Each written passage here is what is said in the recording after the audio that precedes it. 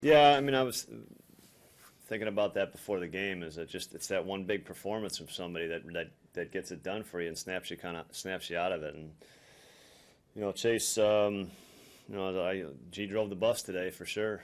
He took care of it. It was an incredible performance for sure. A chance there to be a tough spot early, walking those first two guys, and then Yeah. Goldschmidt's killed you, but it kind of set the tone there with that strikeout. Well, the whole rest of that inning, he was, he struck out Lamb and Goldschmidt that inning. So I mean, that was pretty impressive.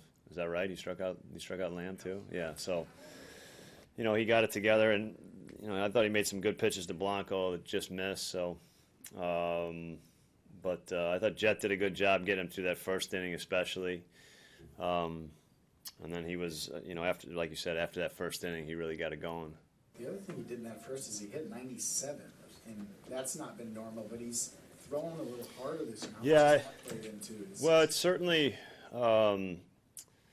his velocity has been up all year, I think, and it was probably up a tick today. I mean, I think Chase has become a little bit of a different pitcher because of that.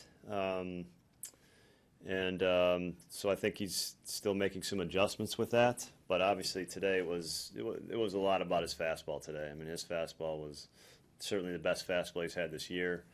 And I saw some 95s in the seventh inning. So it was good stuff.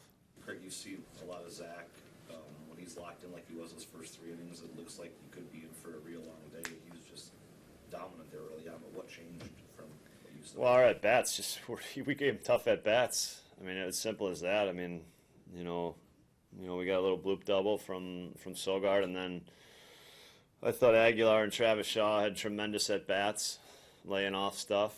And then obviously Jet's at-bat, Zach got into a spot where, he started going off speed quite a bit. He used the slider quite a bit. It got him, it got the strikeout on Santana. But Jet, eventually saw a bunch of pitches, laid off a couple sliders, and still he hadn't seen a fastball, I don't believe, in that at-bat yet. And then, to hit as a square ball up and double off the wall, pretty impressive. Nobody had seen a fastball for many Yeah, we years. had. Yeah, I don't think. I think maybe Travis saw one, but you're right. When Zach gets in trouble, it's slider. Yeah. He puts you in slider hell, doesn't he? And your guys laid off just enough. Well, it's a really good slider. So it's understandable, and it's a strikeout. It's a strikeout pitch. But we laid off a bunch of them. And I think regardless of what I was just in that inning, you're thinking we took a piece of them here, no matter what happens, for sure. Because they threw, I think, 35 pitches. Yeah.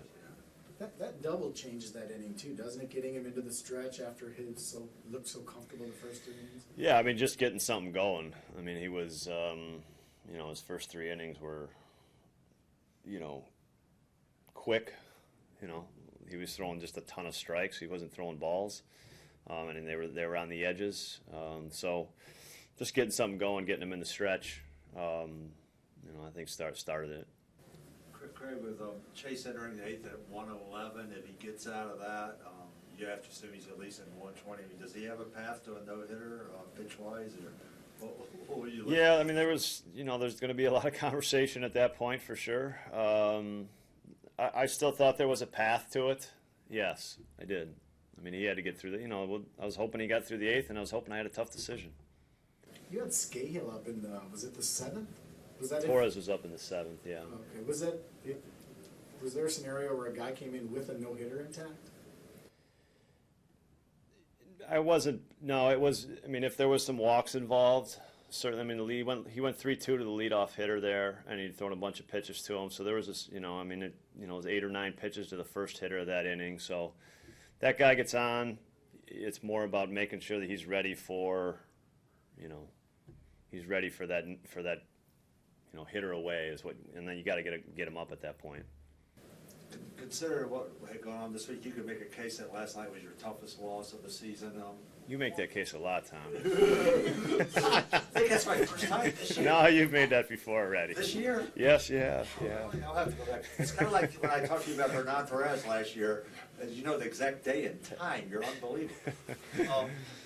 But I mean, you guys needed something positive, didn't you? No, we did, and that's why, like I said, you get to perform. Somebody, kind of takes control of that and takes charge of it, and Chase took charge of that today, and Jet catching him, and then obviously having, we talked about Solgaard's at bat in San Diego is a great at bat. That's pretty darn close right there.